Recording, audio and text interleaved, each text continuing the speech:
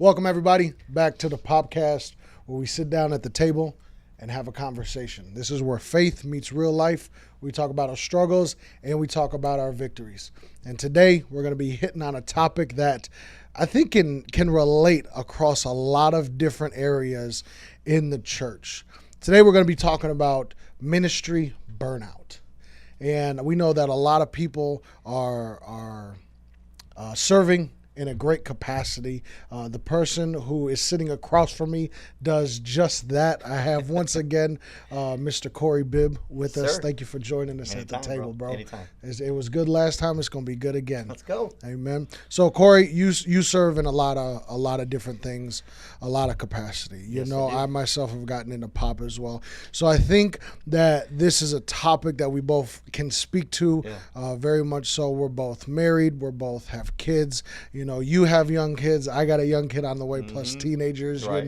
So we got a lot going on in our lives. And I'm sure there's a lot of people listening who have a lot going on in their lives as well. And there's a lot of people, too, that are serving. There's a lot of people that are in, whether they're here at Pop or whether they're in a good church, and they're serving, they're laboring. And we were talking about it earlier, and you hit the nail on the head. Serving is to be able to move the kingdom forward. Right. And that's exactly what it is. And before we dive into the meat of this conversation, I want to give a quick scripture to kind of lay the foundation of this conversation. So in Colossians 3:17, it says, "And whatever you do, whether in word or in deed, do it all in the name of the Lord Jesus, for giving thanks to God the Father through him." There's a lot of things that we can preface to serving in ministry. But what we really want to talk about today is somebody who has a strong burden to serve, whether they are in worship, whether they are an usher, whether they are a greeter. We have Uplift Coffee here. They can be serving, making lattes for the saints in the morning so they can get their energy to come into praise and worship and be fully engaged. And be fully engaged in the word and not falling asleep in the chairs. Or there's somebody who may be in children's ministry. And Lord, they need their caffeine too, because that patience has to be, and that energy patience too. and energy have to be up there to compete with those kids. But whatever they're doing, even down to cleaning the bathroom, there's a lot of people who have a good heart to serve. But we know that serving can stretch us. Serving is a sacrifice. Serving is something that we have to love to do, whatever it may be. No service is better than the other, as the foot is no better than the hand. It just operates differently. So, Corey, I'm going to lead you with this question. As somebody who has been serving your entire life, as somebody who serves in multiple different areas, you've been on teams, you now run teams, you run ministries, you speak on the platform, you preach, you speak, you do a lot of different things. Speak to this. How can we help somebody to where they do not get burnt out by serving in ministry? Because that's a real thing, and that's something that can happen. Go ahead, well, it can happen and does happen. And it's bound to happen if you do it for the wrong reasons and you don't do it with the right heart. So many people, they come to a church and I want to get plugged in, and a way to get plugged into a church is to start serving. Finding a place to serve, because you get to know the people that you serve with, you get to know their personalities and what makes them tick, and it's awesome. And I would say to anybody that is getting involved in a church or wanting to attend a church, try to find a place to serve. I don't care where it's at, whether it's greeters or parking lot ministry or Sunday school or whatever. Just find a place to serve, something that you're passionate about, that you feel like God's calling you to. Yeah, that's key there. Yeah, but at the same time, you have to do it with love. Like my dad talked about today in his preaching is, if you're going to do anything, you first have to love. Like you first have to have a heart of love and develop that heart of being a servant and knowing what it means to lay your life down, lay your wants and desires down for God's kingdom to advance. And so many people try to jump into ministries, and they don't first have a love for people. If you're going to serve people, if you're going to actually put your hand to the grinding wheel and actually start working. you have to have a love for people, a genuine love. Yeah. And you got to ask yourself, what is stopping me from loving people? Yeah. You may need to revisit, hey, do I have the Spirit of God moving through me? Because if you have the Spirit of God within you, you're going to love what He loves. You're going to hate what He hates. But you're more than anything, you're going to love what He loves and love His people and look at people completely different. You're not going to look at them with the judgy, eyes or anything. You're going to look at them as, hey, that's my brother, that's my sister, and I'm here to serve. As Christ laid His life down, I'm going to lay my life down. I'm going to pick up my cross and follow Him. And so that's the first thing is if you're going to get involved in ministry, you better have a heart for it. You better check your heart and say, God, reveal to me what you're wanting me to do. Reveal to me what I'm called to do. But then also, give me a love for it. I want to fall in love with everything that you have for me. And that's kind of how you start your ministry. Now, of course, we'll get into the whole burnout thing, and it's a very real problem in church. But that's what I would say to start with is check your love for people. That's a great foundation too, bro, because if you have that personal relationship with Christ, and we are not here to judge anybody's relationship with Christ because it's always growing and you should always be diving deeper into Scripture and getting more revelation on who Christ is for you and your family. You may be a parent or just for you in general, you know. But if that foundation with Christ, getting in your word, prayer on your own outside of the assembly, cultivates that love, because we will then, as Pastor said, we will love the things that He loves and we will hate the things that He hates. And God loves His people. So then when we get ourselves together, and we don't have to be perfect to serve in a church. We're nowhere near perfect. But when we grow on our personal level and then come to the assembly, we then can enjoy serving people. We can enjoy what we do, and we don't do it in vain. We don't do it where we get to the point where we are burnt out. So talk to that. Doing what you love to do, because somebody can walk in a church like we have the You Belong Here class, and they could say, oh, we get plugged in and there's so many teams that I can serve on. There's so many things that I can do. How would you encourage somebody to be led by the Holy Spirit to be able to serve what their gift is to serve? Well, first off, you got to know, what you're gifted in doing and what you're talented at. Because I believe that God gives us our abilities for a reason, our strengths for a reason, to use them for His kingdom. And there's so many times that God uses our weaknesses as well. That's a whole nother, lesson. But He gave you your strengths for a reason. Like for a dude like you that can lift 1,000 pounds. I mean, maybe you need to be moving chairs, or maybe you need to be protected as like you are. I'm married now. I don't need to be stacking chairs. I impressed my church girl. Exactly. Exactly. I mean, for somebody like me, He's given me the ability to sing, and so I'm using that ability. But then there's also things that He's called me to do that I'm not strong in right now and that I'm working on. And so, again, but it start off with, okay, what am I good at? My wife dealt with this a lot, where we she looks at me on the platform and all the things that I do for the church and speaking. I mean, I'm doing everything from singing to preaching to changing light bulbs. I will literally change light bulbs. I'll do whatever it takes to give, right?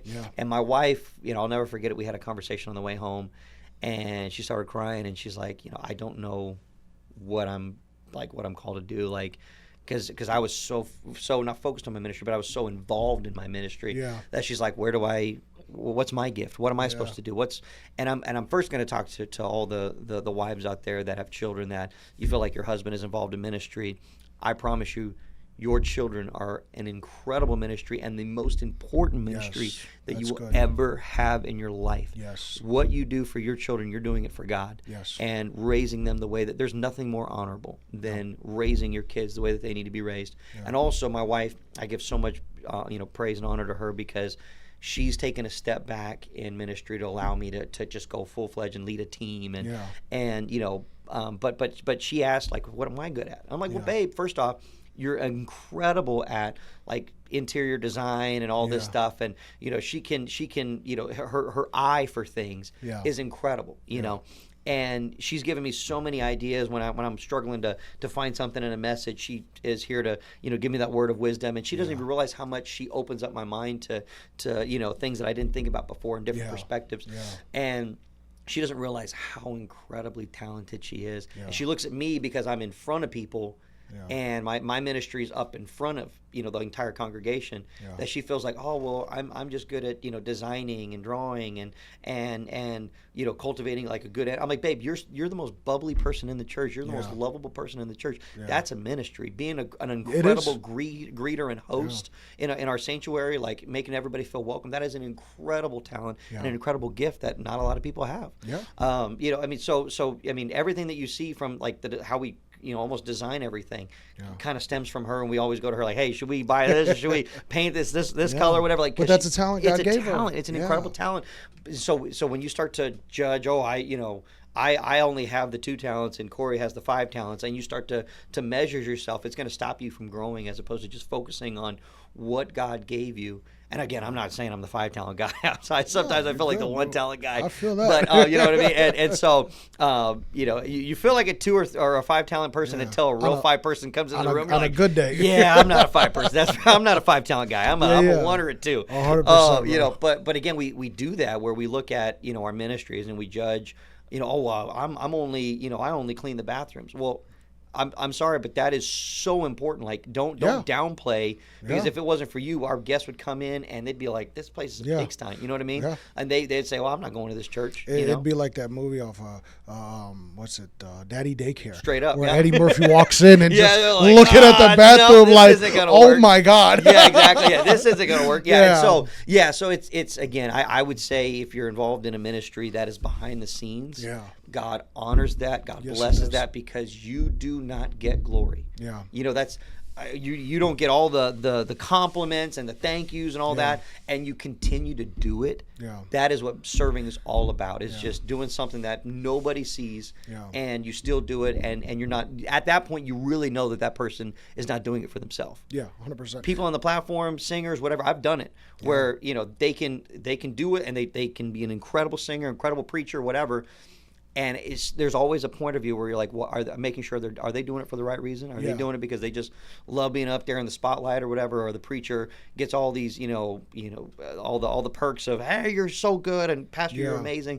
Like, you always wonder, are they doing it for the right reason? Yeah. When you're doing something behind the scenes that nobody sees, you know that your heart is right, and you know that you need to be. So be encouraged if you're doing something behind the scenes. There's a lot of ministries like that in the church. It may not just be cleaning the bathroom. It may be ushers. Ushers, where you're serving. Ushers is a great example. Yep. Parking lot team. We're here in Phoenix. That parking lot team, they're storing up heavenly treasures because in 110-degree heat. Well, 110. But first off, in a couple weeks, like they deserve every ounce of praise you can give them. If you are coming to POP, tell your parking lot team thank you so much for what you're doing, because 1, they're instructing people on where to park, but 2, it's so much deeper than that. They're the first smiling face that they're going to see when our guests come into POP. And so they set the tone. If they come in, you need to park over here, no. Like, I've been to churches and no one greets you, no one says hi, whatever. But then I've been to incredible churches, like Brother Gurley's church out there and Brother Whaley's church out there in Houston, Texas, that, First Church, that the moment you pull into the parking lot, it's smiling faces. Hey, praise the Lord. Blah, blah, blah. Have you ever been here? Okay, go park. People are happy to serve. Yeah, exactly. People are happy. Same thing here at POP. Our servers, Brother Jesse and the team out there, incredible. I can't thank them enough. There's a statistic that just came out too that talked about a new guest that comes to church. Within the first 10 minutes from the time they get out of their car on the parking lot, already decided. To that point, in the first 10 minutes, they will have already decided if they are going to return to that church. Right. And what is in that first 10 minutes? It's the parking lot. It's the way they look. It's the parking lot team. It's the greeters. It's the people who may be fellowshipping in the lobby, in the coffee shop, at the information center.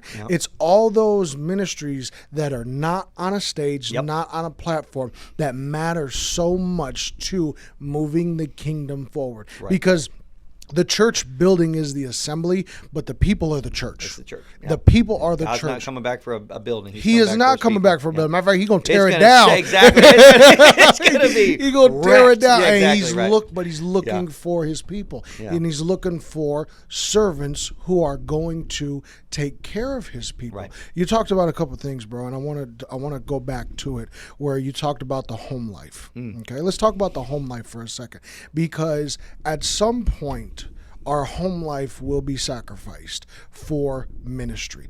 Whether your home life can be sacrificed for work. Yeah. You know, if you're working 60 hours a week, that's a sacrifice. Right. If you're working 40, your family's going to notice, hey, my husband is home more because they're not working as much. But if they're working plus home, plus kids, plus ministry, there needs to be a balance, because the quickest way to burn out is if you're feeling like, oh my God, I want to serve, I want to move forward, but I don't have the support at home. Right. Or I feel obligated to be at home and I feel bad for serving.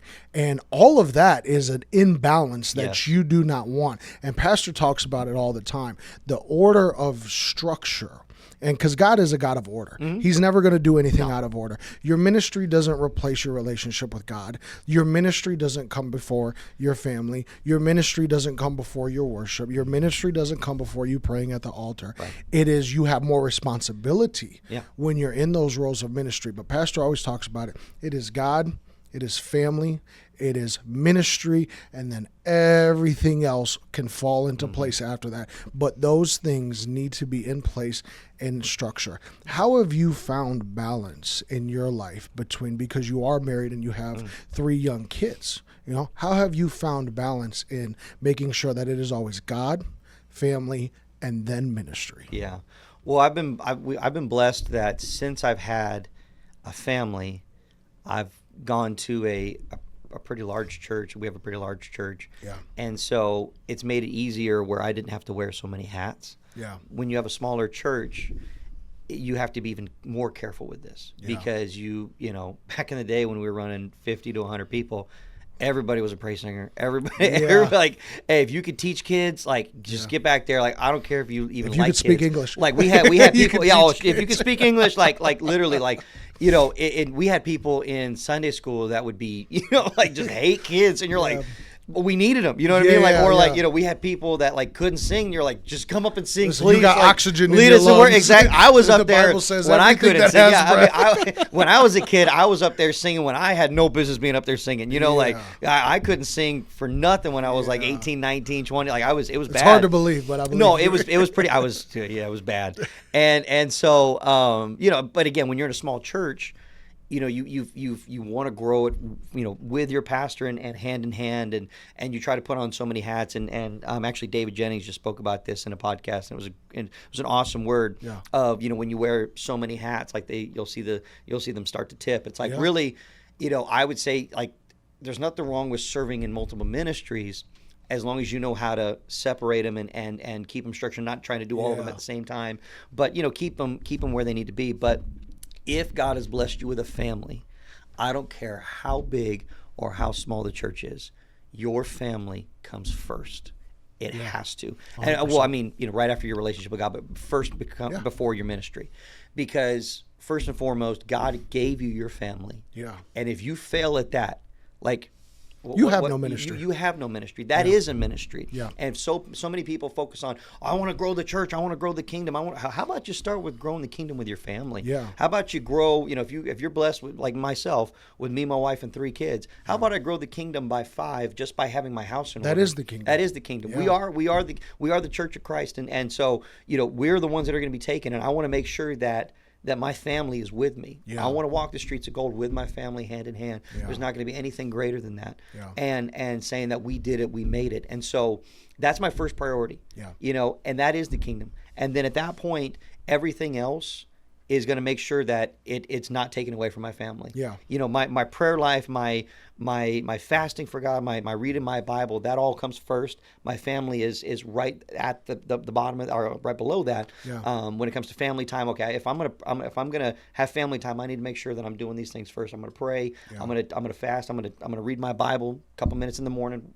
And then at that point, hey, okay, now I'm gonna schedule my family time later that day and really focus on my family. Yeah. And then my ministry, again, I'm blessed where we go to a large church where I don't have to do a ton of stuff. Yeah, there's stuff that I'll try to get into. Yeah. I'll see a need, I'll try to fill it. But when you go to a larger church, it's easier to not be so involved in so many things. You know what I mean? Because you have an incredible group of people around us that are helping you build it. You know what I mean? Yeah. Where back in the day, I had to sometimes run sound and then sing, and then you have to do this and that, and okay, now you gotta we don't have any ushers tonight. Okay, there was literally one Wednesday where I'm like, all right, we don't have any ushers. All right, I'm standing. I mean, you do what's needed. You see a need and you fill a need. But that's why I'm blessed to go to a bigger church that there's so many incredible people here that are involved and help you grow it. Yeah, and then also on the flip side of that too, because we are a larger church, there's so many other ministries that you can get involved in. Mm-hmm. But just because you can do something doesn't mean that you should do something. Yeah, exactly. Yeah. I think anytime somebody is serving, they need to pray about it. Mm-hmm. Even as something as greeting, or praise and worship, you need to be able to make sure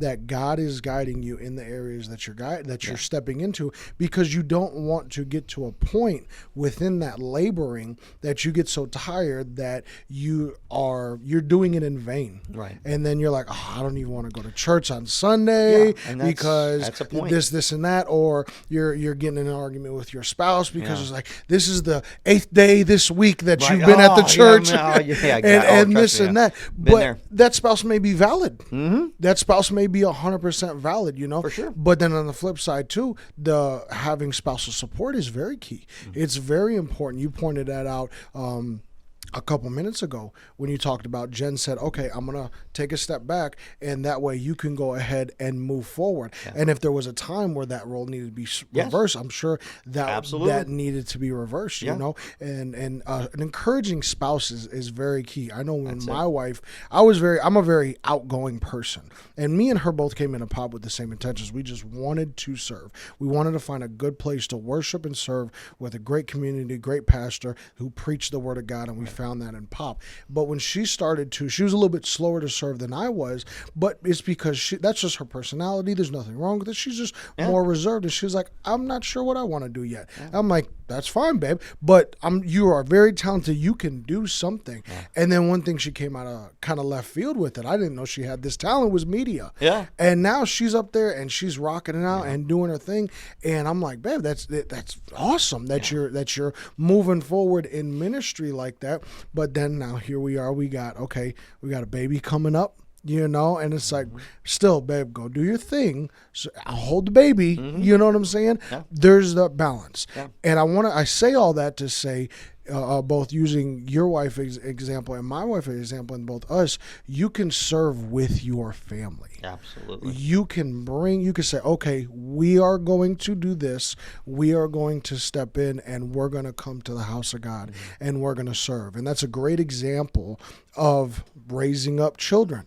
It's a great example of leading your kids, because if we're the only ones going to the church and we're leaving our family in the dust and we lose our family, what point is that? And I learned that from my dad. And my dad, I love my dad so much.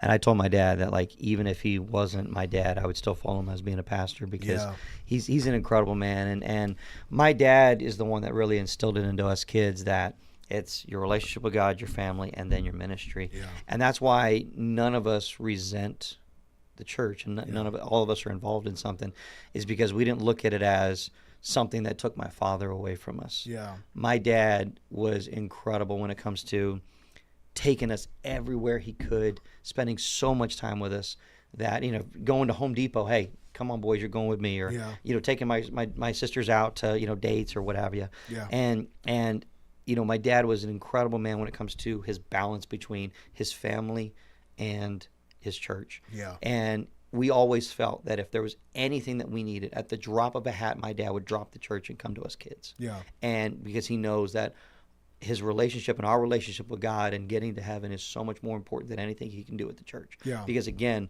the highest calling that you can have as a man is not a pastor. Yeah. It's a priest of your own home. Yes, it's it being a father and getting your kids to heaven. Yeah. And so many pastors have, and I hate to say it, growing up, I've seen so many kids go to youth camps and pastors' kids, and then now they're not in church, and you're like, granted, I'm not saying it's only because the pastor didn't spend time with them, because I know there's so many pastors that are good men that spent the quality time and just their children make the wrong decisions, and I'm not saying that at all, but I have seen where certain men have prioritized the church, growing their church, as opposed to growing their kids spiritually and making sure that they're grounded, and making sure that their kids know that they are the first priority. Every father should be doing that to their kids and saying, hey, you are more important to me than anything in this world, and I care about you more than anything. At the drop of a hat, if I need to do anything, if I needed to drop all of my ministry, if there was something wrong with my kids, which again, when your kids are younger, it's a little bit easier, but when they're older, and they may require more out of you.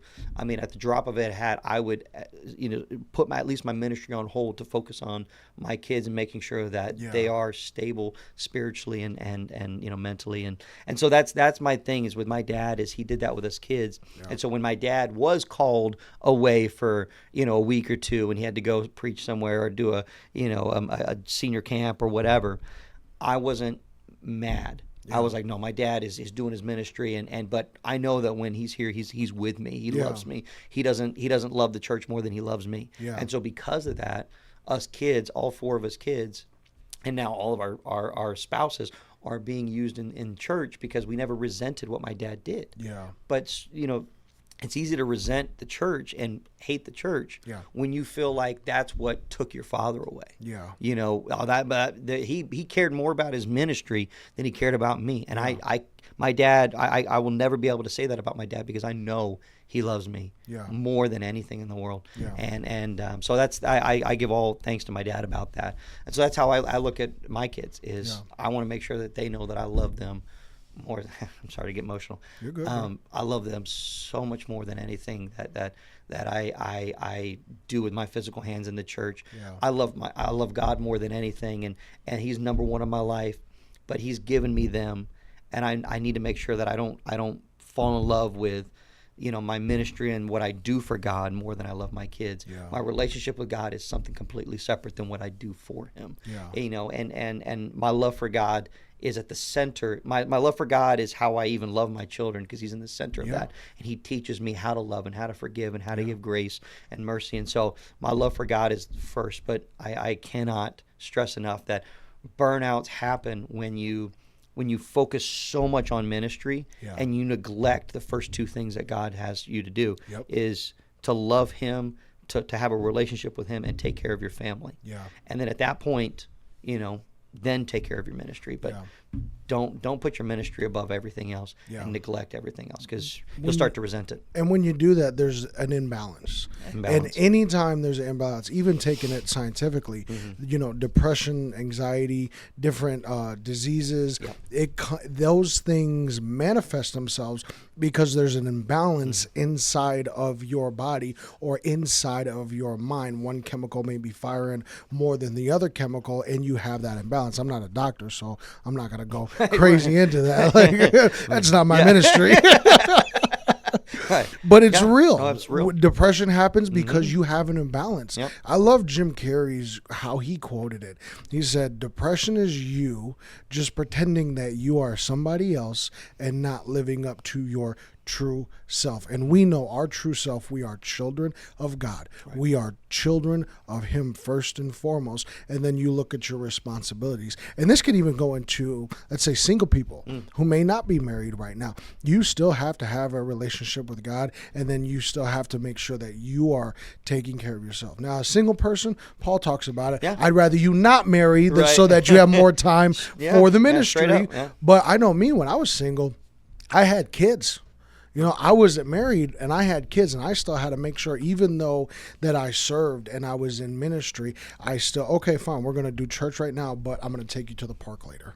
I'm going to throw the ball around with you later. I'm going to sit down with you later, making sure we sit down at the table and have a meal with our family later. Because if we're doing all of this like you talked about, and then you're neglecting this over here, there's an imbalance. God's not going to honor an imbalance. No. You know? And I know a lot of people look at, you said it perfectly, the coin phrase, see a need, fill a need. You know, you can look at the church and people in the kingdom, and there are so many needs, but that doesn't mean you have to be the one to go fill every need. Now, if God is calling you to need A, B, and C, and you can talk to somebody, say, hey, I think they need help over there, that's a good point to do it as well. But if you're stretched too thin, gotta learn how to say no. That was exactly where I was going, bro. What this just happened to me a couple weeks ago. A brother in the church, I don't want to say his name, but I love him to death, and I love him and his family. They're incredible people. And I asked him, like, if he wanted to be a part of my music team, because I know he's an incredible drummer. Yeah. And I was like, hey, you ever think about? And he's like, hey, if you ever need me, I'm absolutely there. And I'm like, well, do you want to be like part of like the music team like, full time and be part of it? And he's like, I don't know, like I don't know if I can commit. Like I got some things going on. He serves other places in the church. Yeah. And he's got his family, and he's got a beautiful family, and I respected that so much, because so many people don't have the wisdom to say this is too much. Yeah. They think that if they say no to a ministry, that they're saying no to God. That's not true. Like, that's not true. Like, oh, well, God, or they're going to offend somebody. Or they're going to offend. Yeah, oh, if I don't give this, maybe this is God asking me to give this, and and then sometimes that could be the case where God's trying to challenge you. If you're not serving anywhere, and like God's trying to challenge you, then absolutely be open to the voice of God. But like also, you need to make sure that like, hey, is this ministry, this new ministry, gonna take me away from my first two, my relationship with God and my family? Like, is this gonna cost me? Yeah. And cost me too much. Yeah. And meaning, just time with my family or whatever. You're gonna get stretched too thin. Too thin, and that there's no wisdom in that. And I appreciate this brother so much, because I'm like, that's what it's about, is knowing what you're committed to right now. Yeah. Hey, maybe in a couple months or whatever, if things change, great, awesome. But I just love people that know what is their priorities and have the courage. I would say courage, because it's hard to say no to people, especially in church. Trust me, there's so many times when people ask me to do something and I'm like, let's do it. Even though I'm like, man, it's gonna be hard. Like, like, oh, like, but or you realize don't want to say no. Exactly. And I'm like, man, I probably should. You don't know how many times I've committed myself to something, and then I tell my wife, and she's like, babe, we got this going on or this going on. Yeah. That's the same day as this. And I'm like, all right, I'll try to make it work. And I've already said yes to these people. And I'm like, instead of having the wisdom to say, hey, let me check. And so now, now anytime somebody asks me to do anything, I'm like, let me check with my wife, make sure we're good, make sure my house. But that's honorable. Yeah, exactly. Bro. We got, my family is not going to be missing me or whatever. Yeah. And then at that point, okay, I'll step into this. But I always have anything that I do for the church. I'm like, okay, is my relationship with God going to suffer, or like my prayer life or whatever, my time with God alone, or my family time, is it going to suffer if I do this? Okay, then maybe I need to. I'm stretched too thin. Yeah, I had somebody step down from my team recently, and when I came up to him and I asked him, and I said, "Hey man, I heard you stepped down. One of my team leads told me, hey, I heard you step down, and I just want to check on you, make sure everything was okay. Just letting you know you're going to be missed, on this team, and we don't want anybody to step away for, oh, I was offended by a leader. That wasn't the case at all. Yeah. The leader who he's under is amazing, but he said, listen. He's like, I didn't want to, and I was weighing out the options for a couple weeks, but I'm gonna be out of town a lot leading up in the next couple months. My workload is gonna increase. I'm gonna be working a lot of overtime, different things like that. So instead of either getting on the schedule, calling off, asking somebody to cover for me, I would rather just say, hey, this is what's going on in my life right now. I'm stepping down just for a season, and then make sure I get handle my responsibilities, and then come back to it. I got so much respect for that brother, because he, like you said, he knows that he has his priorities in line. Right. You know, there's a peace about being able There to is. say no. Yes. There is, because now you don't feel, because when you say yes to something, it shouldn't necessarily, it might stretch you like you said, but it shouldn't feel like such a burden in ministry. Yeah. You should be a joy. You should have a joy. Exactly. You should. When you say yes to something and now all of a sudden it turns into a burden, God doesn't honor that. He does not like that at all. He wants a cheerful giver. He wants a cheerful giver. And whether that's not just monetary, that's of your time, that's of your talent, that's of your own peace of mind. He wants you to be enjoying what you're doing. And there is a peace about being able to say no. Yeah. You know? Absolutely. Don't spread yourself thin just because you're, involved in a ministry and you were asked to do something else. Like, no, like you're serving God, you're serving somewhere, and you have your house in order. Like, don't feel bad to say no. God will feel a need if he needs something done. Like there will be a need that is filled. But if it's going to cost you your family time and that peace at home and peace within yourself, peace within yourself, dude. Like I've been in ministries and I didn't really feel like I had a calling for it, but I just felt like I'm just going to do it, just to do it.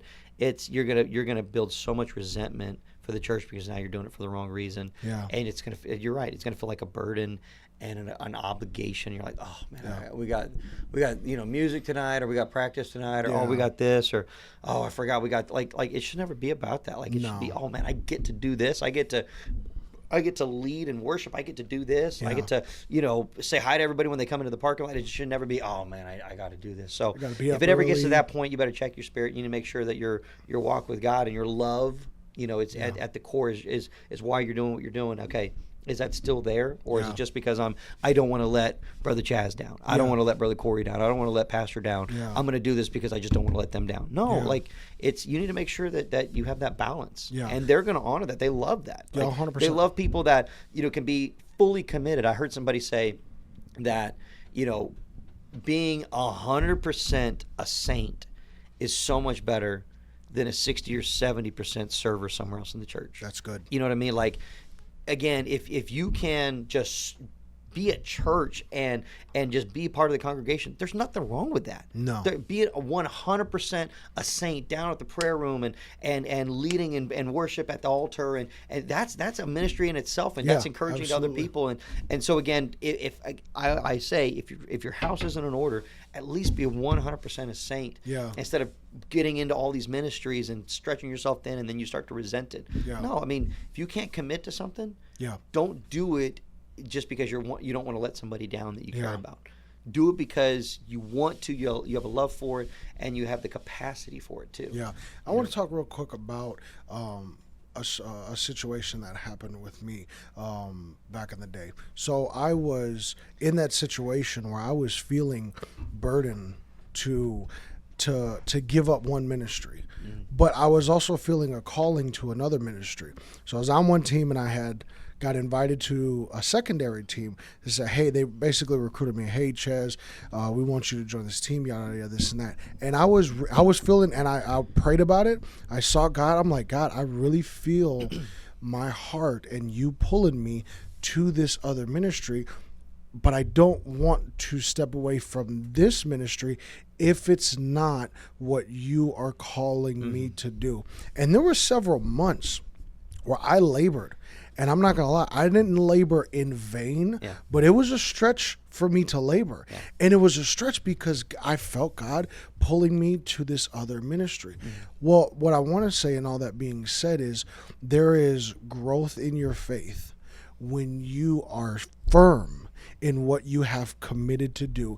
There is growth in your relationship with Christ when, if he has led you to be in doing one thing or one ministry or over one team or whatever the case may be, and you are still, even though you feel led to go over here, that you are doing this with joy, you are staying the course, you are still showing up every single time, every single day, that you're called to be able to be there on your post, whatever post that may be, and that God honors that. So it came a time where I'm like, okay, God, I'm going to talk to this ministry and I'm going to go over to this other ministry. And God checked me like walking through the church doors.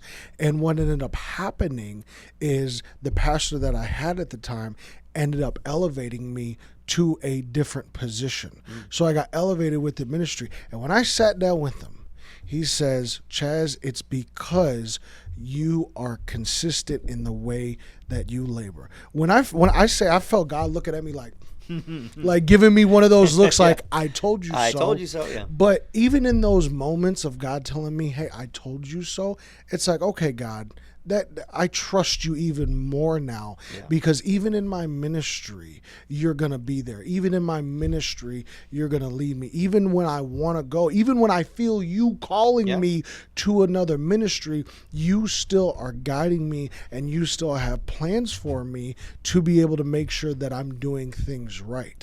I know my wife here at Pop had a similar situation recently where she was feeling called to join the praise and worship team, but she wanted to do it honorably. And I want to honor her right now in saying that, because she wanted to do it honorably. And she says, I'm in this ministry. I don't want to give up this ministry because I love this ministry. And she's phenomenal at it. Yeah. And she's at this other ministry where she says, I love this ministry too, but I feel God calling me to another ministry. And when I tell you, we talked about it for a long time, but it was because she wanted to make sure that she was in the will of God to be able to move from one area to another. And we talked about, she's like, babe, how do I step down? How do I do this? And we talked about it. I encouraged her. I said, listen, the leader of that ministry, they are phenomenal. They're going to understand it. The leader of that ministry is going to be happy to have you on board. It's gonna be great. It's gonna work. She's doing it the right way. She's doing it. She was doing it the right way. And that's a key thing about having that balance too in your life, because the way you transition, whether it be in life or in ministry, God's gonna honor the way you transition.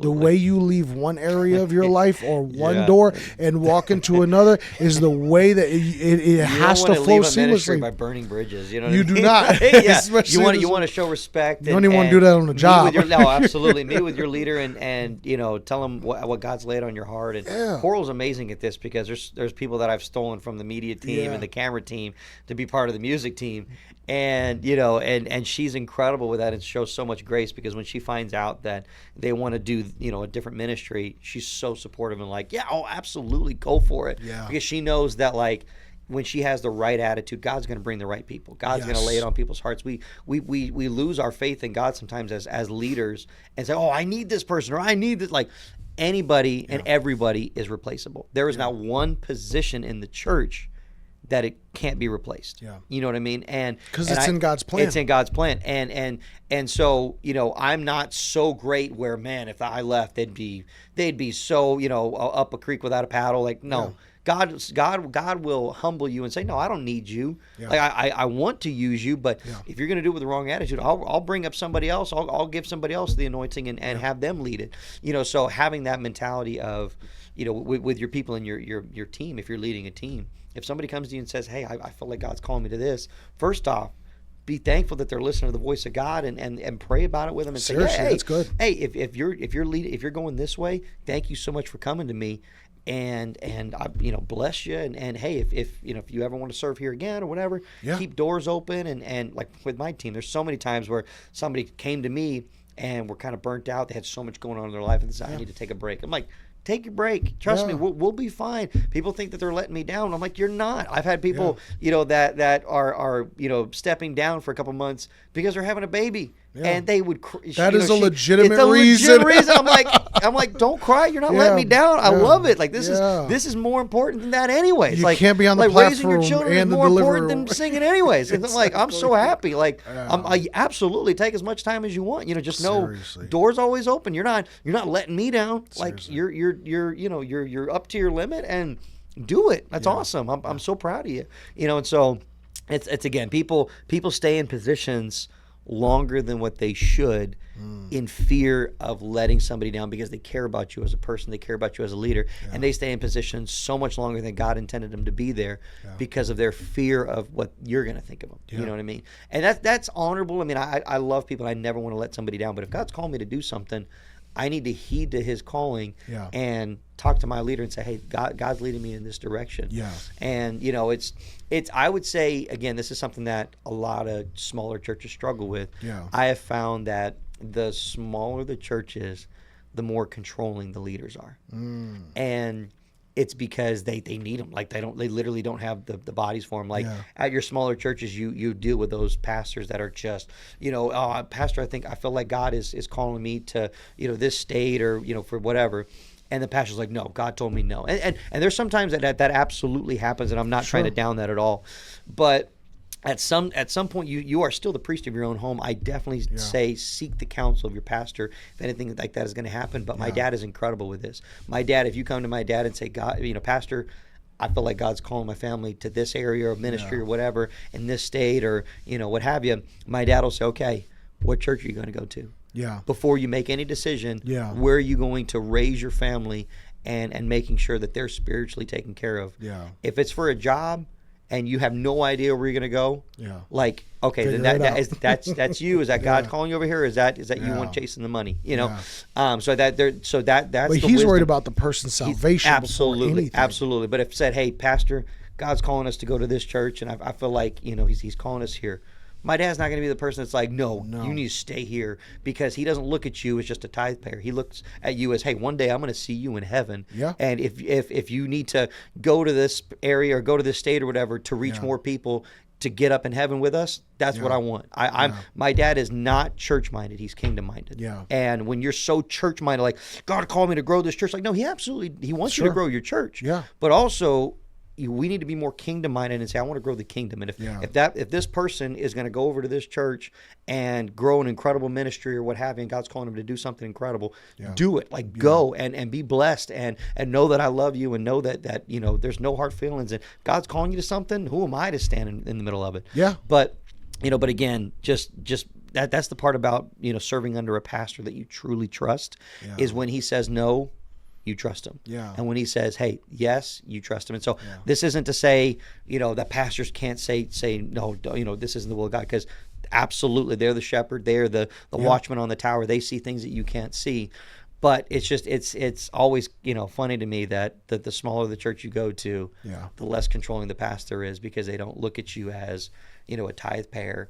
They look at you as, hey, this is a person that is growing the kingdom. Yeah. And and so that's just what I would say. It's counterproductive. Yeah. If somebody is feeling that call to whether either go from one ministry to another, or leave the church, start their own church, or go to another church, whatever that may be, it's counterproductive for that pastor to try to hold and grip on, because okay, that person may leave, but then what else does God have planned? Yeah. That person may be in charge of praise and worship. They may play the keyboard, they may play the drums, they may run the administration side of things, they may do whatever. But if God is calling that individual to transition, why would you want to hold them back? Yeah. That's doing nothing but hindering them. That's causing bad blood. That's causing maybe some offense can be in that situation. And then that person's not going to want to serve anyways. Yeah, absolutely. I know when my team last year, we went through some growing pains. We had some people step down, and I told my team, I said, listen, just because somebody stepped down doesn't mean we're going to stop moving forward. No. We still love them. We're still going to pray for them. They are welcome back at whatever point they decide to come back. But if they don't, we are still going to move forward. And how are we going to move forward? Because not only just moving forward, but like we talked about, how you move forward is very, very key. So I told my team, listen, we need to add some more people to this team, because we got a lot of positions, and we need to be able to fill these positions. Why are we not recruiting? Right. Okay, let's recruit. And you guys recruited. You guys have grown so big. Yes, we have. Yeah. But I told my team, I said, listen, if we recruit, one, we're going to do it a certain way. Right. First and foremost, pray. Mm-hmm. Pray that God brings the people to our team that he has called to our team. Second, bounce it off your brothers, bounce it off your sisters, bring it to your team lead, bring it to them, bring that person to them and introduce them. Watch them for several months. I know we had a meeting just within this past week, and the person who I recruited on the team, he says, yeah, Chaz talked to me, this one Sunday, and I got introduced. That's how I got plugged into the team. And I looked at him and this was true. I said, brother, I was watching you for weeks before I even approached you about the team, because I saw that your relationship with God was serious. You were at church every day. You were at the altar almost every single Sunday. You were involved in praise and worship. And then he became a perfect match for the team. God has a plan, whether you are the individual transitioning from one ministry to the other one, or you're stepping down from ministry because maybe you feel stretched a little bit too thin, or you're stepping into a ministry. God has a plan for it. If you're a leader over a ministry, God has a plan. He puts you into that position. He may have spoken to the pastor, said, Pastor, that's the individual. I want Corey over the praise and worship team. It's not just because you're an amazing singer. It's not just because you're the pastor's son, but it's because I can trust Corey to lead that team the way that it needs to be led. So God will position us, and then he will backfill and give us the needs that we absolutely have. And then that piece about it, saying, no, I know me and my wife, again, my wife is 7 months pregnant now, bro. Like, that baby is coming up real quick. And I talked to our pastor here, and I want to encourage both pastors and people in ministry that this is how it should be. I came up to Pastor and Brother Wilson, who's our assistant pastor here. I said, listen, I have these responsibilities in the church. I have these teams, but we're having a baby. That baby's coming. And I want to let you guys, a couple months, I'm going to be a couple months, I said, there's going to be some time where we're going to take a couple weeks off, a couple Sundays off, and then just a slow transition back in. And both Pastor and Brother Wilson said, take your time. Take as long as you need. And if you don't think you need more time, take even more time, because you are bringing a life into it. He said, you will be 100% fine. And your teams, they can come and report straight to me. And I've told my teams all the time, I said, if I'm not here and you guys are operating on full speed and operating great, that speaks to the strength of you. Because it shouldn't take me just being here or being at the church to be able to make sure that the teams move forward. And I'm blessed to say that it does not, because I have great team leads and then great teams up under me that could be able to move forward. But it's because they have felt the need and the burden for the ministry that they are either leading or that they are serving in, because their heart is right, like we talked about earlier. So now I get to a point, okay, I'm not going to be at church for a couple weeks because we're having a baby. It's a legitimate reason, and nothing is going to skip a beat or anything like that. That is a great point to just, you got to be able to let things go. Let your yeses be yeses, your no's be no's. Be wise in your transition. Be wise in the seasons you're in, because a year ago, me and my wife weren't pregnant, so we could serve. We're at church every single Sunday. If we're missing a Wednesday, where's Chaz and Aubrey at? But now, okay, where's Chaz and Aubrey at? Taking care of first home responsibilities. That's the first thing that needs to happen.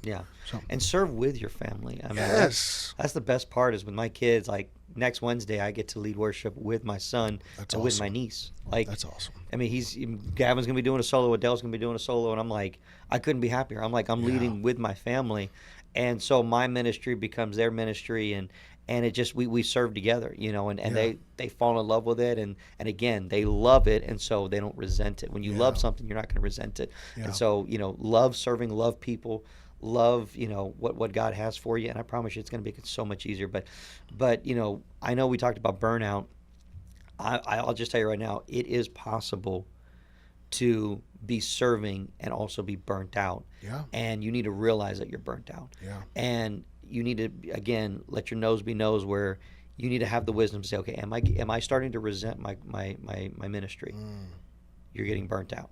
Like, if you're losing that love for that ministry, or you're losing that love for people and just being a part of something bigger than you, Yeah. You need to realize, hey, you're probably burnt out, or you're going to be burnt out, and where you're going to start to resent it. Because again, if you start to resent it, dude, like I've done it, where it's possible, but it's not something you should do. Yeah. It's possible to say, oh, I'm not burnt out because I'm still doing it. Yeah. I still have the strength to do it. No, but if you're not doing it with the right heart and the right attitude, you're burnt out, bro. Like you need to calm down. And then who are you doing it for? Who are you doing it for? Are you doing it for God? Or are you doing it for yourself? Or you're just doing it because you're like, it's part of a thing to make you feel better about your walk with God. And you're like, no, dude, like your ministry shouldn't be something to make you feel better about your walk with God. Your prayer life should. Exactly. The way that you speak to God and the way that you love God and worship, that's what makes you feel better about your relationship with God. Your ministry is just something that you do for God because you want to further his kingdom and save more souls. But that's again, I would say it all comes down to, if you feel like you're resenting your ministry and you feel like it's a chore, you need to take a step back and say, am I doing it with the right heart? I'm not saying to step out of the ministry, because I've seen people where they're in, say, like they're young and they're single, and they don't have a family relationship. Or they don't have a family that they have to watch out for. It's just literally themselves. Sure. And they're serving in the church, and then they say, oh, I'm going to stop serving in this because I want to get closer to God. First off, you need to be using wisdom, because I can't tell you how many times I've seen young people say that. Yeah. And they say, oh, I got to take some time to go closer to God. You better be right. Yeah.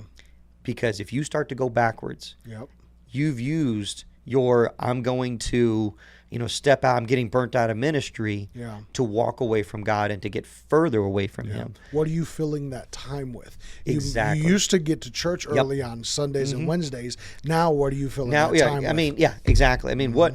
And the thing is people are like, oh, this ministry is like, I got to take a break to get closer to God. I'm like, we only have church 2 hours on Sunday and an hour on Wednesday. Like, what is this ministry costing you when it comes to time wise? Like, really, like, I mean, we grow up in such a pampered age where, it's not a terrible thing to feel like you're being stressed. Stressed or challenged. I say challenged to grow and kind of getting out of your comfort zone, because but again, we grow up sometimes in a lazy mentality or a lazy society where we're like, oh, I mean, if it takes any kind of brain power, I don't want to do it. You know what I mean? Yeah. And so I would say, if you are going to step away from a ministry, one, if you're neglecting your family, I 100% agree. Hey, you're neglecting your family. If you got kids, if you got a wife, if you got a spouse, a husband that you're neglecting, you need to focus on that first. Yeah, like, you have 100%. no business serving in ministry if your family is suffering. Yes. If your family is not spiritually strong, don't be serving in ministry. I'm going to put it plain out there. Some people might disagree with me, but you need to take care of your family. Seriously. Take care of your family first. So making sure if you take care of your family, they're not going to resent you when you go to your ministry. Right. But then, if you're a single person, and you don't have a family, that you have to take care of, and it's just you and God. Yeah. And you're not trying, it's just your relationship with God, and you feel like, oh, I'm not where I need to be, or I need to focus on God. When you say, I'm going to take a break from ministry to get closer to God, I've rarely seen people actually do that and get closer to God. Yeah.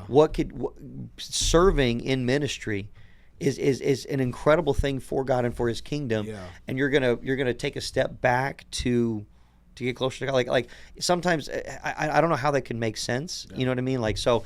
Well, what I've seen is typically they start dating somebody new. Yes. Especially in the single aspect. Typically there's somebody new that has come into the picture that they want to spend that time with them rather than the time doing what they use, and they're using God as that crutch. God don't honor that. No, anyways. I mean, and so many people that said, oh, I'm going to step back to get closer to God. It's really just to justify their sins because they feel guilty in serving when they still have sin in their life. That's good. And I would say to that person, get down to that altar and repent. Yeah. Because again, none of us are worthy to be serving. Like if we, all of us sin every single day that we have to die out to our sins for, and we need to repent like we talked about last time. We need to repent every single day just to make sure that we're putting that flesh under subjection. And so none of us are worthy enough to even be serving, but we're blessed by God's grace and by his mercy that we get to serve, and so what I would say to that person is, get down to that altar, repent, get your life right, and continue to serve. It's again, so it's now granted, I mean, there's some people that are in some dark stuff that like, hey, if you're doing something and that you're doing it, okay, maybe take a break, but don't be, I'm going to step away from all kinds of ministry, to get closer to God and then take steps back. I told somebody that one time. They came up to my music team and said, I'm gonna take a break. I really want to focus on my relationship with God. And I looked at her in the face and I said, do not go backwards. Do not go backwards. But that was good leadership because I felt it in my heart that, like, are you doing this to get closer to God, or are you doing this because you feel guilty about how you're living and you want to continue to live that way as opposed to change? And you don't want to feel guilty anymore. So you're like, oh, if I'm not serving, then I don't have to feel guilty. Feel as bad. You're like, no. It's not. Again, you're still sinning against God, your relationship with God. So like, because I'm sinning and I continue to serve, that's why you feel guilty. No, you don't feel guilty because you're serving. You feel guilty because you're doing it to begin with, and now you're beginning, lukewarm in your spirit. That's just the enemy's lie. That's just the enemy's lie to pull you away. Exactly. I'm like, so again, when people say, "Oh, I'm gonna step away from ministry to get closer to God," I'm like, you may want to make sure you're doing this for the right reason, because I can't tell you 9 out of 10 times when people do that, they just get further away from God. You saying that you're working overtime makes more sense than you saying, "Hey, I'm stepping away to get closer to God." Right. Because again, there's like, it's that time factor. You want to go spend time doing this, or you made a great point about you feeling guilty. Either way, no matter what situation you're in, whether you're married, single, no matter what it is, you need to have a real conversation with yourself. Even if you want to do it the healthy way. Like I was talking about earlier with my wife. You still have to have a real conversation with yourself and God and say, God, is this what you have planned for me? Right. Because he wants you to serve. He wants you to love people. He first and foremost wants you to have a great relationship with him, and he wants you to find joy in everything that you do. So that means that he has to be involved in the plans of everything that you do, because if you don't, then you're a house built on sand and you're just going to crash and burn. Right. So let's wrap up here, bro. Final thoughts. This has been a great conversation. Final thoughts to people at whatever stage of ministry you want to speak to, whether it's somebody coming into ministry, whether it's somebody who's transitioning ministry, maybe wants to step down for healthy reasons, or maybe it's somebody that does feel burnt out for ministry. What would you say to them?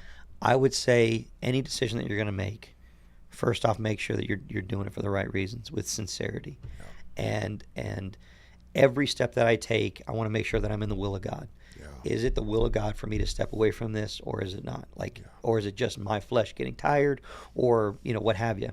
Or is it just me being lazy? You got to know which one is. You got to really ask yourself. And is it just me not prioritizing my time and making sure that I'm not procrastinating or doing all the unhealthy things? Or is this really, my spirit getting weak and I need to, focus on it? So I would just say, if you're in a ministry, serve and just do it with the right heart. If you're not in a ministry, find a place to serve and find that fulfillment and find that joy and love for people, and do it with the right heart and always be sincere in everything you do. And just know, again, it's as the music director, so many people come to me and ask, how do I become part of the music team and all of that. I would first say, find a place to serve other than the platform first, because that's the biggest key. That's again the final test on, hey, if you're doing this for your glory or because you just want to be in the spotlight, or are you doing this because you really have a servant's heart? And serving somewhere in the church, not to say it's lesser, but it's challenging you to say, hey, can you commit to something small? Because the music team, that's a big requirement, and it's a big ask, and there's a lot to it. And I would say find a place to serve and start serving and loving people.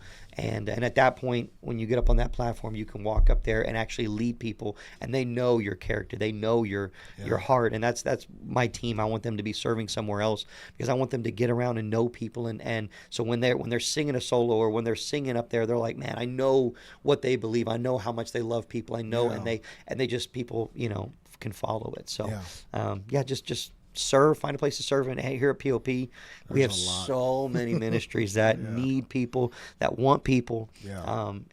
Just do it for the right reason. Yeah, and I want to speak because to some people who may be serving not in the spotlight, because a lot of the teams that I run are not in the spotlight. If you're not in the spotlight, that is still okay. You are just as valuable. I'm telling you, that is the best place to be. Yes, it is. You have so much. It requires so much character. Yes. And humility. Humility, yes, and just you're not wanting to do it for the glory. You're doing it because it's because you love it. And again, love. Do you love it? And find joy in it. Be diligent in it. Be faithful in it. Be faithful. And God stay humble in it. And God will either keep you there, elevate you, but whatever it is, God, family. Ministry. Keep it in that order. So listen, if you have been blessed by this podcast, if you have been blessed by the conversation that me and Corey have, find a place to serve. There is a lot of great churches out there. Pop is one of them. We got so many ministries that you can get involved in. Find a good place, a good church that preaches the word of God, that God is truly in that place, and go serve diligently. And if you didn't know, we do read the comments on our YouTube and Instagram. So if you've been blessed by this conversation and want to hear other conversations like that, feel free to drop a topic in the comments. Feel free to let us know what you want us to talk about, because we are here to serve you. Go get plugged in. And as always, thanks for joining us.